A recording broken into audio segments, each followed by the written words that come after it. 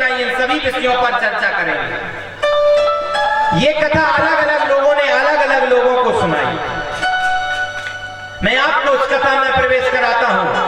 एक समय की बात है, ये तीर्थ क्षेत्र है, जिस तीर्थ क्षेत्र का नाम है नैमिषारण्य तीर्थ क्षेत्र।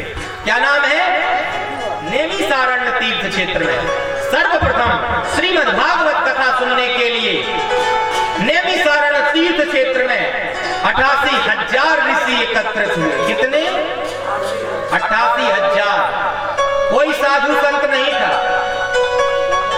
88,000 ऋषि सब गृहस्थ थे।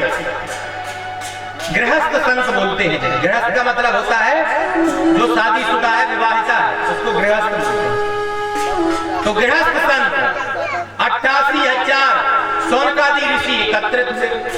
वो कथा सुनने के लिए एकत्रित हुए थे, लेकिन कथा सुनाएगा कौन? कथा सुनाने वाला भी तो चाहिए।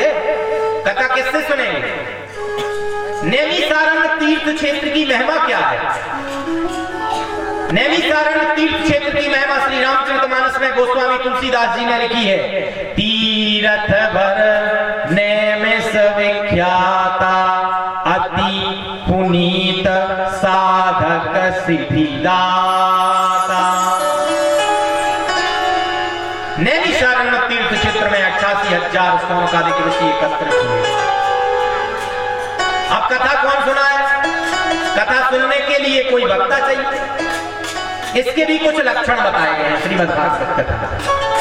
सर्वप्रथम किसी अच्छे आचार्य को तलाश करके मुहूर्त निकलवाना चाहिए, एक बात। दूसरी,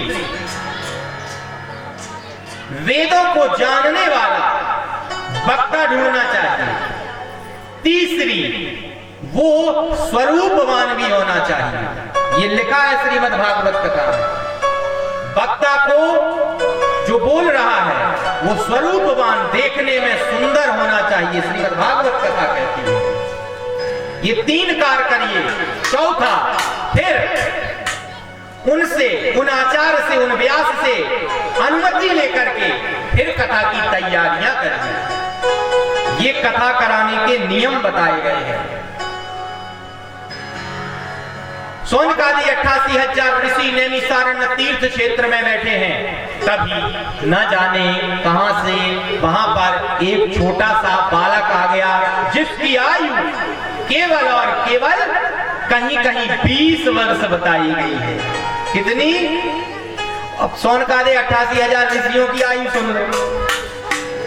शौनकादि 88,000 ऋषियों के सामने कई सूर्य हो गए, कई चंद्रमा हो गए, कई इंद्र हो गए, कई मरुदगण हो गए, कई 33 कोटि देवता हो गए। कई बार इस सृष्टि का निर्माण हुआ, ये सृष्टि समाप्त हो गई। इतनी आयु है, अब अंदाज घर बैठ के जोड़ते रहे।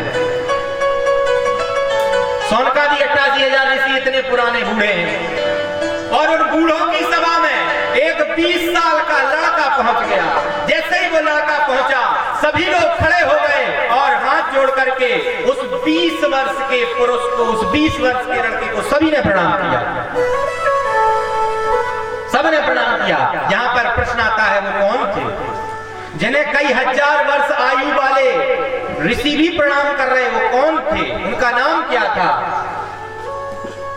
जो शौनकादि 88,000 ऋषियों के बीच में पहुंच गए, उनका नाम था श्री सूत जी महाराज। बोलिए श्री सूत जी महाराज की जय।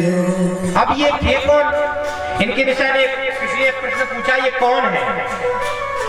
ये व्यास जी भगवान के अति प्रिय शिष्य हैं, अति प्रिय शिष्य। जब ये पहुंचे तो सब लोग खड़े हो गए, प्रणाम किया। अरे अरे, ये आप लोग क्या कर रहे हैं?